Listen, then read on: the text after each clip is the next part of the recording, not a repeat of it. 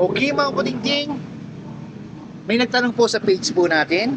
Ang tanong po niya, ang washing machine ko po, pagsimula, ang lakas niya. Tapos mga ilang sandali lang, humihina na po siya. Ano po ang sira ng aking washing machine? Ito po ang sagot ko mga kutingting. Yung gear case po niya, hindi po siya actually sira. Kasi kumakagat pa po yung mga gear niya sa loob. Kaya humihina po ang kanyang washing machine kasi po tumatagas na po itong gear case sa ilalim, tapos tatalsik po yung mga tubig pupunta sa belt, tapos yung belt pag nabasa yung belt, dudulas na po siya dito sa ating pulley. Kaya humihina po yung ikot ng inyong washing machine. Ano po ang sira ng iyong gear case? Ito po ang sira mga kutingting, ang kanyang shop seal. Meron po yan spring sa loob. May nag-comment din po, no? May nag-comment po din, no, sa shop seal na yan. Sabi po niya, naglagay po kasi ako ng shop seal sa ginagawa ko. Ang ginawa ko ganito mga kutingting. Ito po ang ating shop seal. Meron po yan spring sa loob. Dapat daw po pag ilalagay ko ang aking shop seal, hindi po dapat pa ganyan, yung nakalabas yung spring. Mali daw po ang ginawa ko, sabi niya. Dapat daw po ang ginawa ko, babaliktarin kong ganyan. Yan. Yung number nasa taas, yung spring nakapasok, para hindi daw po ito mangalawang at hindi tumagas. Mali po yun.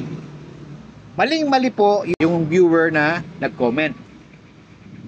Kaya po ganyan ang paglalagay ng ating shop seal para yung tubig pinupush pa po niya lalo papasok, no? Ang ating shop seal pinupush niya pa papasok para hindi po siya lumabas. Kaya ganyan po ang pagpasok, yung spring nasa labas.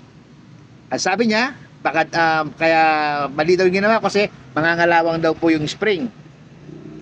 Hindi po nangangalawang yung spring mga kutingting kasi stainless po ang pagkakagawa ng spring na yan. Hindi po yan ordinaryong metal na nangangalawang. Kagaya po nito mga kutingting. Yan, nakalagay na po talaga ang shop seal na yan, no? Hindi po ako naglagay yan. Pinili po natin ang gear case na yan. Ganyan na po nakalagay ang ating shop seal.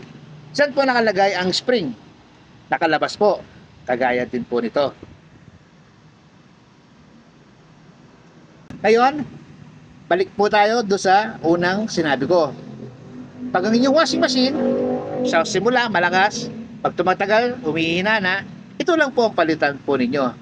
Tanggalin nyo po ang shop seal at tingnan nyo po sa likod. Meron pong numero yan. Ngayon po hindi, pag nakabili na tayo ng bagong shop seal, ilalagay po natin ang ating shop seal, yung numero ng ating shop seal nasa loob siya, no? Tapos yung spring nakalabas. Ganyan po ang tamang paglalagay ng shop seal. May number po yan, no? Depende kung anong klaseng gear ang inyong gear case, iba-iba rin po ang number ng shop seal. Okay mga putingting, salamat po sa panonood po ninyo. God bless po sa ating lahat.